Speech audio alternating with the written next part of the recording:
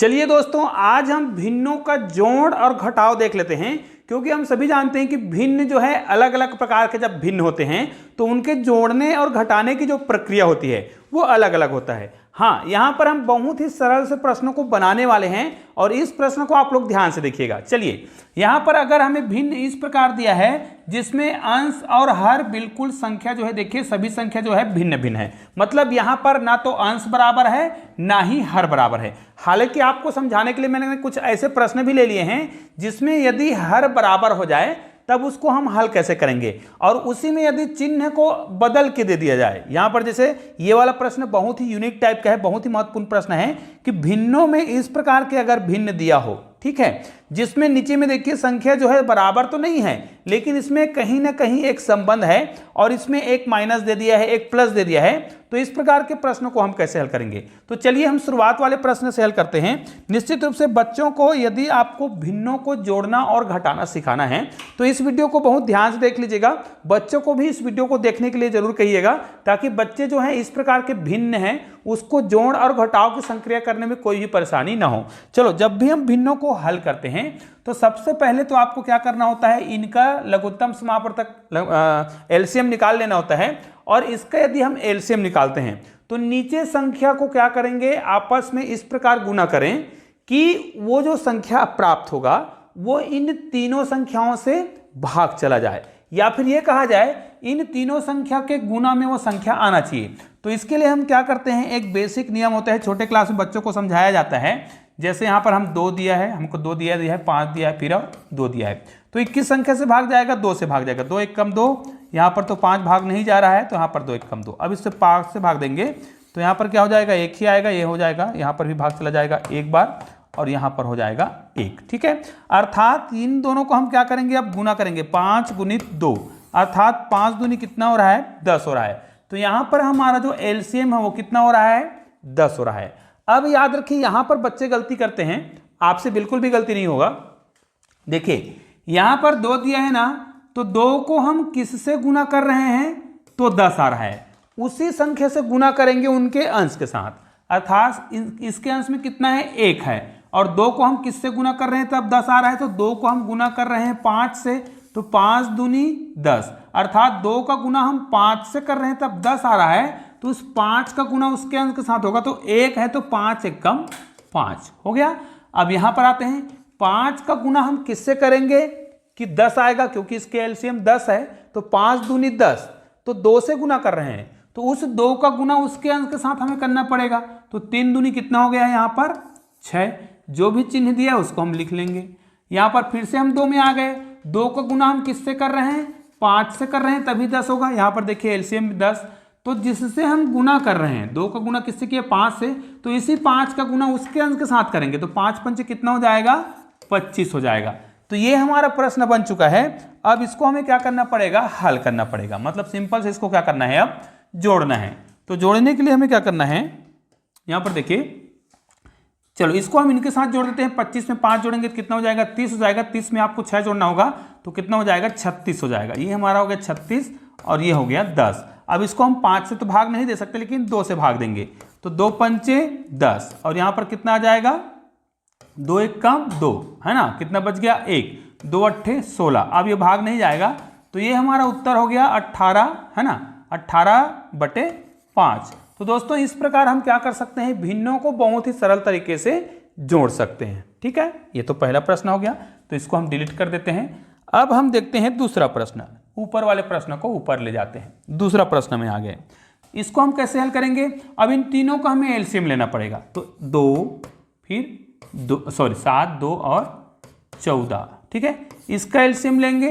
हालांकि हमको पता है कि इन तीनों में ऐसी कौन सी संख्या है जो तीनों के पहाड़ा में आता है। निश्चित रूप से चूंकि बेसिक तरीके से मैं सिखा रहा हूं इसलिए ऐसा सिखा रहा हूं, छोटे बच्चों के लिए है ये वीडियो जो है।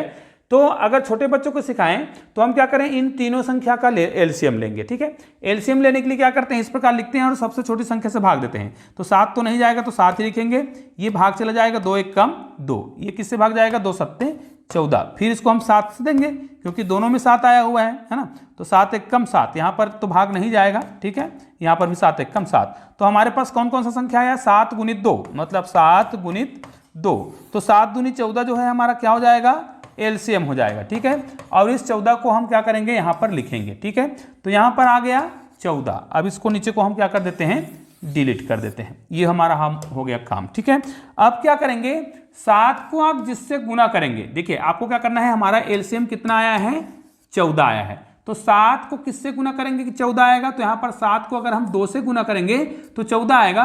तो जिससे गुना करते हैं ना, उसका गुना हम उसके अंश के साथ भी करेंगे। तो 3 दूनी कितना हो जाएगा, 6 हो जाएगा। यहाँ पर हो गया प्लस। यहाँ पर कितना है, 2 को हम किससे गुना करेंगे तब 14 आएगा। तो 2 को हम गुना करेंगे 7 से। तो जितना गुना किए हैं जिससे 7 दूनी 14 हो रहा है ना, यहाँ पर एलसीएम में देख लीजिए। तो आपको अंश में भी क्या करना है, उसी संख्या से गुना करना होता है। तो 7 पंचे यहाँ पर कितना हो रहा है, 35 हो रहा है। प्लस यहाँ पर देखिए 14 को किससे गुना करेंगे, 14 आएगा, 1 आएगा, अर्थात ऊपर में भी हम 1 से गुना करेंगे, मतलब यहाँ पर तो 9 ही आएगा। अब क्या करेंगे, इनको हमें जोड़ लेना है, आपस में जोड़ लेंगे। तो या तो हम इनको इनके साथ पहले जोड़ लें या इनको इनके साथ जोड़ लें, कोई भी दिक्कत नहीं है, सभी को हम आसानी से जोड़ सकते हैं। तो हम क्या करेंगे, इनको जोड़ते हैं। तो 9 और 6 कितना होगा, 15 होगा। 15 में 35 जोड़ेंगे तो कितना हो जाएगा, ये हो जाएगा 50। 50 को भाग देंगे 14 से। ठीक है, अब इसको हम क्या करेंगे, निश्चित रूप से दोनों जो है 2 से भाग चला जाएगा।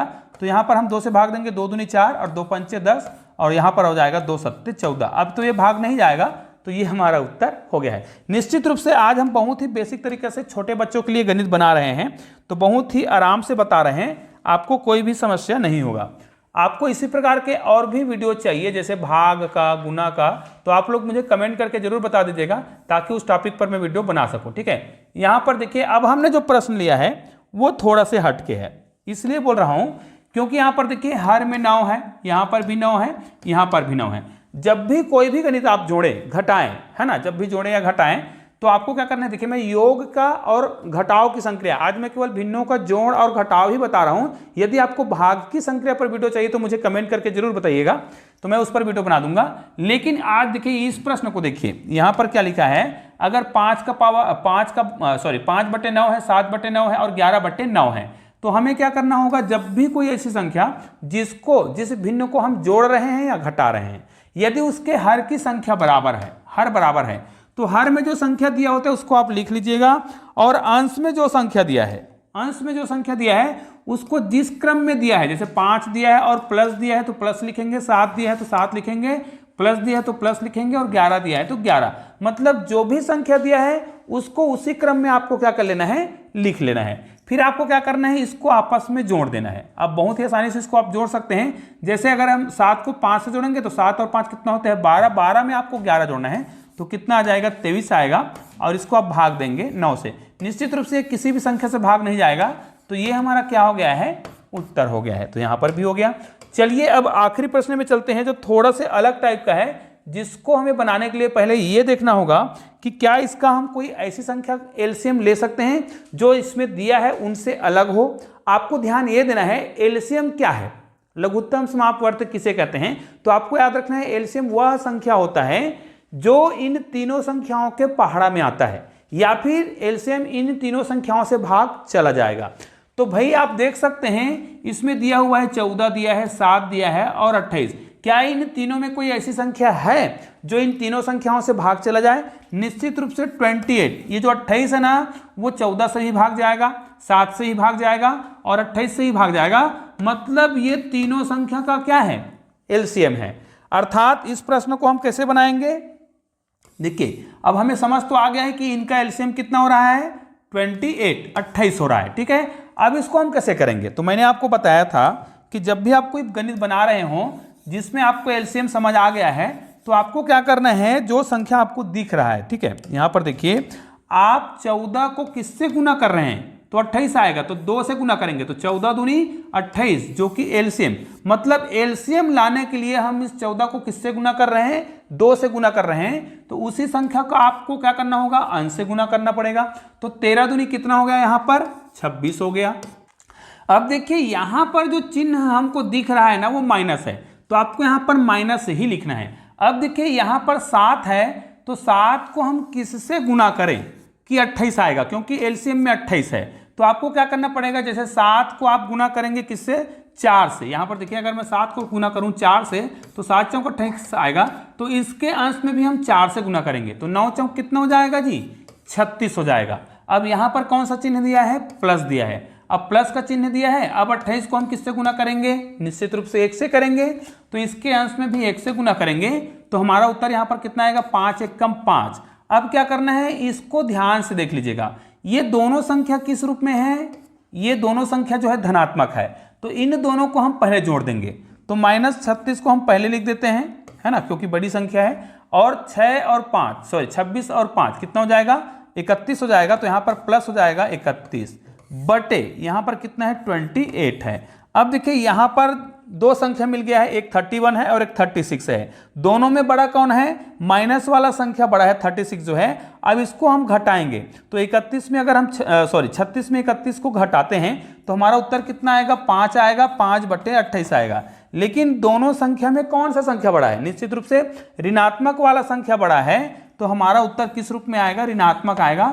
तो इस प्रकार आप क्या कर सकते हैं, भिन्नों को जोड़ और घटा सकते हैं। निश्चित रूप से आज मैंने बहुत ही सरल तरीके से बताने का प्रयास किया है, तो इस वीडियो को अधिक से अधिक शेयर जरूर करिएगा। चलिए दोस्तों, मिलते हैं एक और बेहतरीन वीडियो के साथ, तब तक के लिए जय हिंद जय भारत।